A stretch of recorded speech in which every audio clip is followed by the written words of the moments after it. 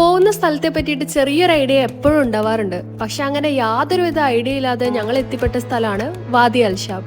ഏകദേശം 1 മണിയായപ്പോഴാണ് ഞങ്ങൾ വാദി അൽഷാബ് റിവറിനടുത്ത് എത്തുന്നത്. അവിടെയുള്ള ലോക്കൽസ് ആണ് ചെറു ബോട്ടുകളിൽ ഈ പുഴ മുറിച്ചു കടക്കാൻ വേണ്ടി സഹായിക്കുന്നത്. പിന്നെ സമയം കളഞ്ഞില്ല, ബോട്ട് കയറി അക്കരയ്ക്ക് എത്തി. അവിടെ എത്തിയപ്പോഴാണ് ഞങ്ങൾക്ക് മനസ്സിലായത് 2.5 മണിക്കൂറോളം എടുക്കുന്ന ഒരു ഹൈക്കിംഗ് ആണിതെന്നും അവസാനം ചെന്നെത്തുന്ന നാച്ചുറൽ പൂൾസ് ആണ് ഈ ഹൈക്കിങ്ങിന്റെ ഹൈലൈറ്റ്സ് എന്നും. ഞങ്ങളാണെങ്കിൽ ഹൈക്കിങ്ങിന് അനുയോജ്യമായ ഷൂവോ ഡ്രസ്സോ ഒന്നല്ല ധരിച്ചിരുന്നത്. പക്ഷെ ഒറ്റ മൈൻഡിൽ നടത്തങ്ങ് തുടങ്ങി.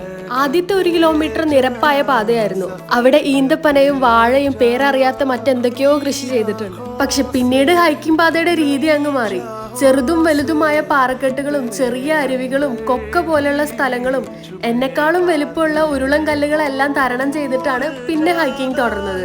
കുട്ടികളെ എടുത്തിട്ടും ക്യാമ്പിംഗ് സാധനങ്ങളുമായിട്ടൊക്കെ ഒരുപാട് പേര് ഈ ഹൈക്കിംഗ് ചെയ്യുന്നുണ്ടായിരുന്നു.